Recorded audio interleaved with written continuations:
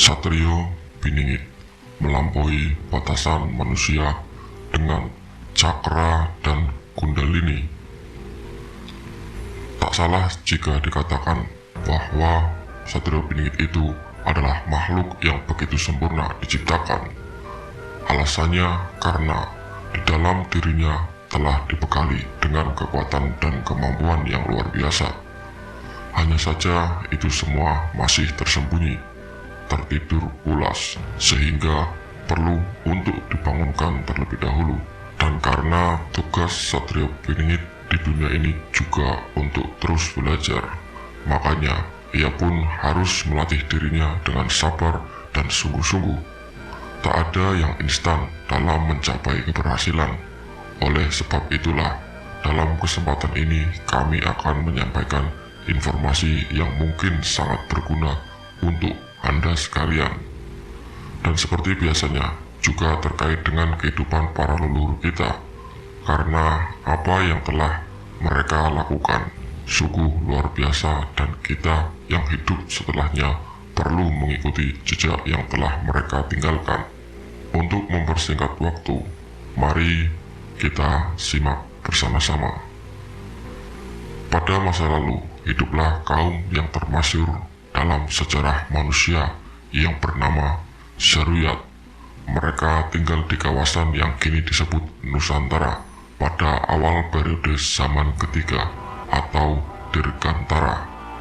Kaum ini termasuk di antara yang terbaik dari anak keturunan Ayahanda Adam alaihissalam, sebab hidupnya penuh dengan kebaikan dan kepatuhannya kepada Hyang Aruto atau Tuhan Yang Maha Esa.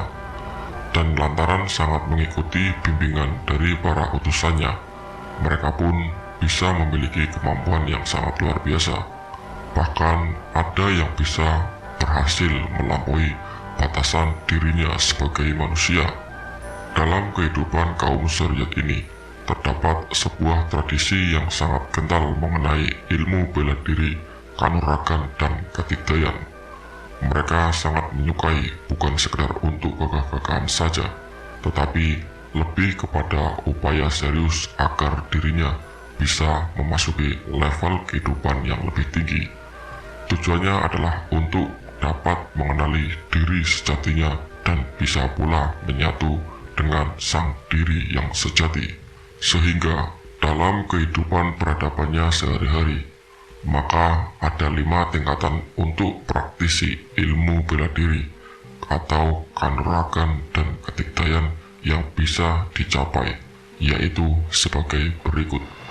Yang pertama yaitu sutras atau tingkatan dasar, dan kedua lutras atau tingkatan menengah, dan yang ketiga mutras yaitu tingkatan lanjut, yang keempat sifras yaitu tingkatan yang sempurna, dan yang kelima aras yaitu tingkatan kesadaran yang penuh. Karena itulah dalam kaum Zaruyat juga terdapat sistem hierarki bagi para praktisi bela dirinya, yaitu sebagai berikut. Yang pertama, Gadra. Gadra yaitu level prajurit. Yang kedua, Hadra. Hadra yaitu level komandan pasukan. Yang ketiga, Yadra yaitu level senopati perang atau kepala divisi. Yang keempat, Sedra yaitu level panglima perang. Dan yang kelima, Mantira yaitu level dewa perang. Setiap levelnya itu terdiri dari 3 tahapan pula, yaitu Mirs atau dasar, Dwirs atau menengah, dan Tris yaitu lanjutan. Dan umumnya mereka yang berada di level Gadra ataupun prajurit telah mampu menggunakan berbagai jurus dan senjata perang serta tenaga dalam tingkat tinggi dan mendalami minimal 1 elemen alam. Mereka cukup mahir dalam urusan ini dan punya banyak kesempatan untuk naik ke level berikutnya. Di level Hadra atau komandan pasukan, mereka sangat mahir dalam menggunakan berbagai jurus dan sejenis senjata. Bahkan telah menguasai beberapa ilmu katigdayan dan bisa mengendalikan 2-3 elemen alam. Di level Yadra atau senopati perang ataupun kepala divisi, mereka hanya perlu menggunakan berbagai ajian katigdayan tingkat tinggi dan mengendalikan 5 elemen alam saat harus bertarung. Jikapun masih menggunakan senjata, tentunya berupa pusaka yang sakti mandraguna. Di level Sadra atau Panglima Perang, seseorang tidak hanya menggunakan berbagai ajian katigdayan tingkat tinggi, benda pusaka, dan bisa mengendalikan 5 elemen saja, tetapi sudah mengendalikan semua unsur dan elemen alam, termasuk jin, hewan, dan tumbuhan gaib dengan mudah ketika harus bertarung. Begitupun dengan keadaan lahir dan batinnya yang sudah berada di tingkatan Shivras, yaitu yang sempurna, dan bisa mengeluarkan kemampuan yang menakjubkan. Sementara itu, khususnya yang berada di level Mandira atau Dewa Perang, maka seseorang tidak hanya bisa mengendalikan semua unsur elemen alam, termasuk jin, hewan, dan tumbuhan gaib, manusia, dan cahaya, tetapi juga mampu menciptakan dan menghancurkan apapun dalam batasan tertentu yang mereka inginkan. Tentunya orang yang berada di level ini sudah melalui keempat level sebelumnya, dan ia pun dapat mengalahkan siapapun yang berada di keempat level di bawahnya itu dengan mudah. Lahir dan batinnya pun sudah berada di level aras atau kesadaran yang penuh, sehingga bisa bergerak secepat kilat, tak terlihat atau menjadi bentuk apapun yang ia mau, dan ia pun sudah setara dengan para dewa dan dewi di kayangan. Lalu sebenarnya masih ada satu lagi tingkatan yang berada di atas gelar Mandira atau Dewa Perang itu, dan siapapun yang bisa mencapainya telah benar-benar terbebaskan dari apapun di dunia ini, termasuk bangsa, negara, ras, makhluk, dan segala bentuk keduniawian. Disebut dengan gelar Alvantara karena kekuatan dan kemampuannya sudah tak masuk akal. Di level inilah seorang manusia akhirnya benar-benar telah melampaui batasan dirinya sebagai manusia, sehingga ia pun bisa menghancurkan satu benua atau bahkan planet hanya dengan satu gerakan tangan saja. Mengapa bisa begitu? Sebab ia sudah berada di level esar atau ketrendansinan yang sesungguhnya. Wujudnya pun tidak lagi berupa materi, namun dalam bentuk entitas supranatural yang tak terbatas, meskipun tetap bisa kembali dalam bentuk materi. Makanya tak perlu lagi tinggal di bumi ini layaknya manusia biasa, bukan lantaran sudah moksa, tetapi karena bisa berada di mana saja yang ia mau. Moksa itu bahkan sangat mudah untuk dilakukan olehnya. Bahkan ia sudah moksa tanpa perlu melakukan moksa seperti pada umumnya manusia pilihan lainnya. Ia telah menyatu dengan Yang Maha Satu dalam kenyataan dan keriduannya. Namun, pertanyaannya adalah, ketika seseorang mendapatkan kekuatan yang hebat, maka kegunaan atau penyalahgunaan dari kekuatan ini menjadi segalanya. Akankah digunakan untuk kebaikan atau hal yang merusak, atau justru hanya untuk masalah pribadi? Itu yang tetap menjadi dilema bagi siapapun yang belum terbebaskan dalam kesadaran penuh. Membangkitkan potensi diri dengan cakra dan kundalini dalam upaya untuk meningkatkan kemampuan dirinya, maka selain berguru kepada Nabi Shish alaihissalam, kaum Surayat juga mendapat bimbingan langsung dari Begawan Baitrayana. Beliau hidup sejak awal zaman periode kedua atau Purwanagara dan berasal dari negeri Sulika yang sekarang ini juga berada di kawasan Nusantara. Kepada kaum Suryat, sang Begawan mengajarkan tentang cara khusus untuk mengolah cakra dan kundalini agar bisa memurnikan energinya. Dan ketika seseorang telah berhasil memurnikan energi yang tersembunyi dalam dirinya sendiri, maka ia pun dapat mengendalikan elemen dan energi alam secara mudah. Istilah cakra masih sesuai dengan nama aslinya sejak awal, namun Kundalini sudah tidak lagi sama dengan aslinya. Seiring waktu telah ada perubahan namanya, baik dengan cara sengaja ataupun karena tidak tahu nama sebenarnya, lalu memberikan nama istilah sendiri. Dan maaf, tidak bisa kami jelaskan nama aslinya di sini. Menurut Begawan Petrayana, cakra itu berarti pecahan energi ilahi yang ada di dalam diri setiap manusia, terdiri dari 9 buah cahaya dan posisi masing-masingnya ada pada titik vital dalam tubuh manusia, di mana energi tersebut pun saling terintegrasi dan harus dibangkitkan dari bawah ke atas. Sehingga pemahaman ini menjadi sedikit berbeda dengan apa yang ada sekarang, yang menganggap bahwa cakra itu dalam tubuh manusia itu hanya ada 7 buah. Dan sebenarnya keterangan yang ada banyak sekarang ini pun tidak salah, cuma kurang lengkap, karena itu hanyalah bagian dari tahap yang ketiganya saja. Artinya, cakra itu sesungguhnya ada 7 tahapan. Di tahapan 1, 2, dan 3 biasanya dapat dikuasai oleh manusia yang tidak biasa atau ksatria terbaik. Lalu, tahapan yang keempat biasanya hanya bisa dikuasai oleh para dewa dan dewi. Sedangkan untuk tahapan yang kelima, 6, dan 7 sudah luar biasa di atasnya para dewa dan dewi, yaitu para Betara, Betari, dan Sang Hyang. Jadi yang kebanyakan bisa dikuasai oleh manusia sejak dulu hanya sampai tahapan yang ketiga saja, dan itu pun yang maksimal bisa dicapai oleh para ksatria terbaik pada zaman ketujuh ini atau Rupantara. Dan biasanya hanya ada 7 cakra yang diaktifkan pada ketiga lapisan atau tahapan itu, padahal sebenarnya cakra sendiri ada 9 buah dan bisa diaktifkan di setiap tahapannya.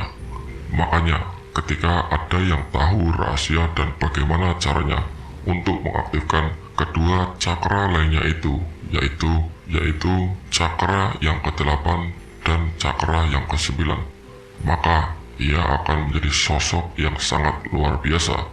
Dialah yang kemudian bergelar Mantira dan Alvantara dalam tradisi kaum Seruyat. Adapun tentang ke-9 jenis cakra yang terdapat dalam diri manusia bisa kami sampaikan sebagai berikut. Pertama, energi kehidupan. Kedua, pengendalian. Ketiga, penguatan. Keempat, pencahayaan. Kelima, pemusnahan. Keenam, penciptaan. Ketujuh, pengetahuan. Kedelapan, pencapaian. Dan yang ke-9, keheningan. Maaf, kami tidak bisa menyebutkan dalam bahasa aslinya. Sedangkan tentang yang ke-7 tahapan dalam cakra bisa pula kami sebutkan diantaranya sebagai berikut. Yang pertama, kesucian. Kedua, keagungan. Ketiga, kemuliaan. Keempat, ketiadaan. Kelima, kesatuan. Keenam, keheningan. Dan yang ke-7, kesempurnaan. Dan maaf juga tidak bisa kami sebutkan nama dari bahasa aslinya. Setiap masing-masing tahapan itu terdiri dari 5 lapisan. Lalu di setiap lapisannya ada 5 pula lapisan lagi. Semuanya harus mampu dikuasai oleh seseorang agar bisa dikatakan telah benar-benar sukses dalam mengolah dan menguasai cakra tersebut. Selain itu, tentulah ada mantra ataupun kata kunci rahasia yang harus digunakan untuk bisa mengaktifkan setiap cakra dan tahapan yang ada. Namun, sekali lagi tak bisa kami jelaskan di sini. Lalu mengenai Kundalini, maka menurut Begawan Petrayana, semuanya berkaitan dengan cakra, Setelah membangkitkan atau mengaktifkan cakra, maka tahap selanjutnya adalah mengolah cakra. Kuncinya di pernapasan dan aliran cakra yang tepat, sehingga elemennya pun terdiri dari 9 jenis pula, yaitu sebagai berikut: tanah, api, logam, air, udara, angin, jin, hewan dan tumbuhan gaib, manusia, cahaya, dan maaf, kami pula tidak bisa menyebutkan nama dari bahasa aslinya. Untuk kaum Suryat, maka yang berada di level Gadra atau level prajurit adalah yang benar-benar telah menguasai cakra atau energi kehidupan, sehingga ia bisa mengendalikan elemen tanah. Di level Hadra atau level komandan pasukan adalah level yang menguasai cakra pengendalian, sehingga ia bisa mengendalikan elemen tanah, api, dan logam. Di level Yadra atau level senopati perang atau kepala divisi adalah yang menguasai cakra penguatan, sehingga ia bisa mengendalikan elemen tanah, api, logam, air, dan udara. Dan di level Sedra atau level panglima perang adalah yang bisa menguasai cakra pencahayaan, sehingga ia bisa mengendalikan elemen tanah, api, udara, logam, angin, jin, hewan, dan tumbuhan gaib. Di level Mantira atau level dewa perang adalah yang menguasai cakra pemusnahan dan penciptaan, sehingga ia mengendalikan semua elemen termasuk jin, hewan, tumbuhan gaib, manusia, dan cahaya. Sedangkan yang bisa sampai ke level Alfantara adalah yang telah menguasai semua cakra, khususnya cakra pengetahuan, pencapaian, dan keheningan, sehingga apapun yang ia inginkan bisa saja terjadi, sebab kemauannya telah melebihi batasan manusia, bahkan makhluk sakti lainnya.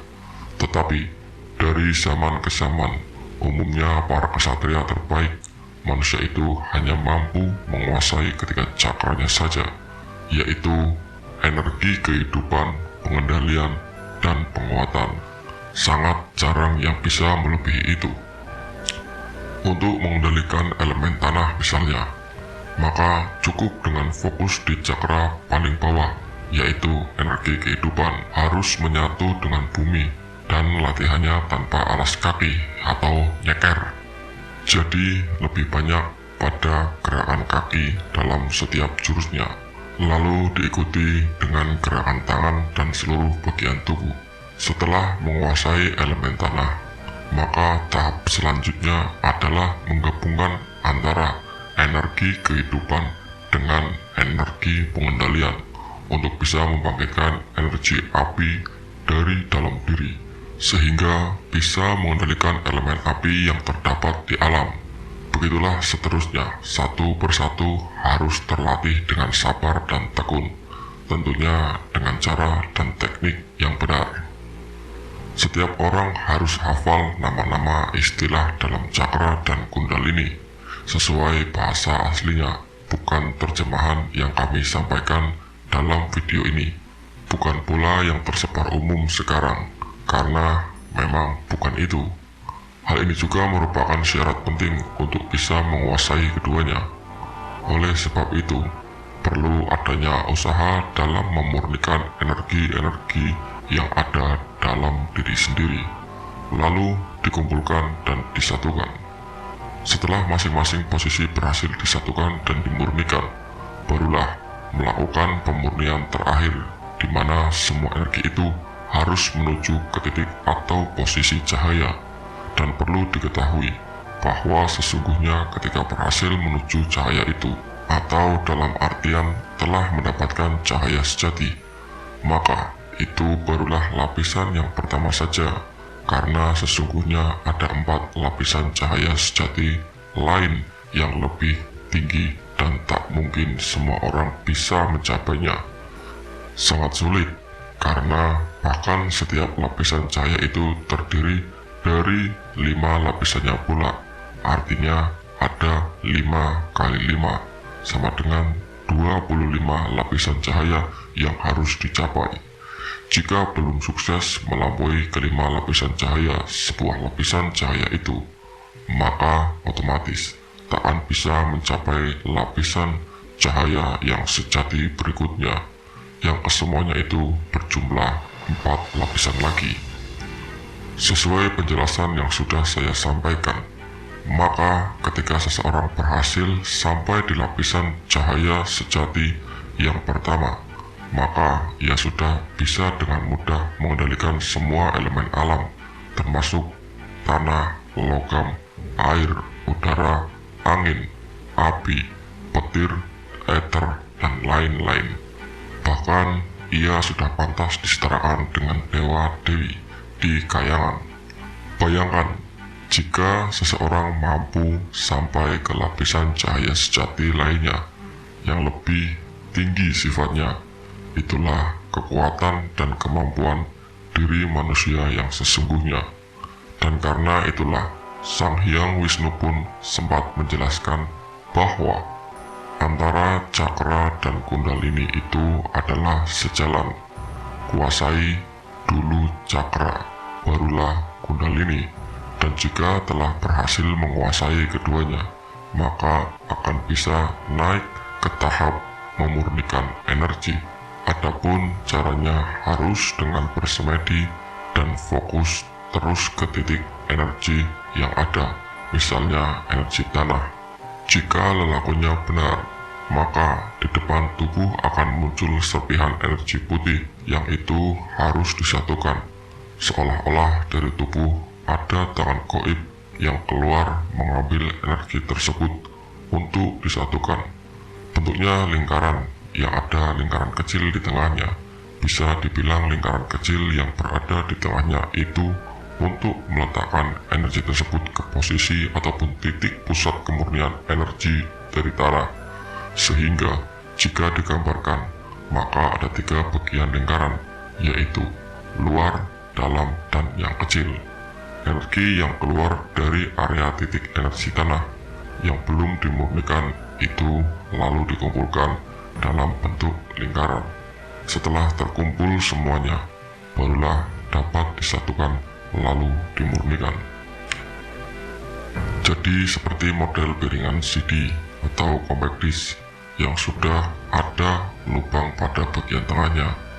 Nah, piringan itulah yang dipakai untuk menampung energi yang terpisah-pisah dari area titik energi tanah, di mana yang lingkaran tengah kecilnya itu pun untuk posisi titik pusat energi tanah, semacam CD yang dipasang pada poros dan terus berputar perlahan. Nah, disitulah serpihan energi tanah yang berwarna putih akan terkumpul dan disatukan. Jika sudah cukup waktunya dan energi putih itu sudah benar-benar berkumpul dan bisa disatukan, maka baru akan bisa dimurnikan untuk dapat membangkitkan kekuatan energi tanah yang masih tertidur pulas. Selanjutnya, jika itu berhasil, maka seseorang bisa mengendalikan elemen tanah yang ada di alam sesukanya. Memang ada ilmu ajian untuk bisa membuat seseorang dapat mengendalikan elemen alam. Misalnya ajian segoro geni, gelap ngampar, lebur saketi, dan tapak saketi untuk dapat mengendalikan elemen api. Cara menguasainya pun tak sulit ketika harus mengolah energi atau cakra dan kundalini. Hanya saja perbedaan hasilnya dengan orang yang menguasai pengolahan energi, cakra, dan kundalini sangat mencolok. Jika pengguna ajian akan terkuras energi dan tenaga setelah ia melepaskan ajian, maka yang sudah berhasil mengolah energi tersembunyi dalam dirinya, yaitu cakra dan kundalini, tidak sama sekali. Begitu pula jika ia menggunakan kemampuan pengendalian elemen yang lainnya. Dan jelas sekali, orang yang telah berhasil mengolah energi, cakra dan kundalini akan dengan mudah bisa mengalahkan mereka yang hanya mengandalkan ilmu wajian. Memang begitulah kodratnya.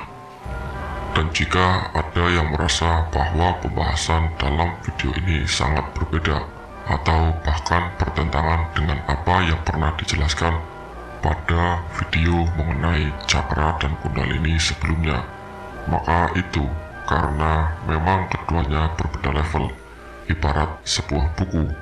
Maka yang sebelumnya itu hanyalah tahap pengenalan saja, sementara yang ada di video ini adalah bagian pengantarnya. Tentunya ada pula isi buku dan bagian penutupnya. Dengan begitu, maka barulah sebuah ilmu tentang kemampuan sejati manusia itu dapat dikuasai sepenuhnya, alias paripurna. Semua harus bertahap agar benar dalam hasil dan tujuannya. Ada banyak kemampuan sejati manusia yang bisa dibangkitkan. Ada banyak pula contoh kekuatan dari para leluhur kita yang sungguh menakjubkan, namun tak lagi diketahui, bahkan tak pernah diceritakan, karena seringkali dianggap khayalan. Dan kisah-kisah spektakuler tersebut sudah ada jauh sebelum kisah Ramayana dan Mahabharata terjadi, sehingga perlu kesabaran yang tinggi dan pengertian yang luas tentang kebenaran sejarah peradaban manusia. Bahkan masih banyak lagi yang belum terungkap dan diceritakan kembali, hanya masalah waktu, maka satu persatu akan tersampaikan.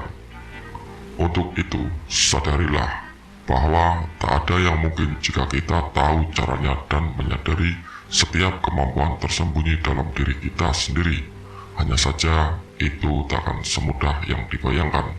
Bahkan pada masa silam perlu waktu selama 77 sampai 777 tahun untuk bisa menguasai cakra tersebut, dan 30 sampai 80 tahun untuk bisa menguasai kundalini. Bagaimana bisa?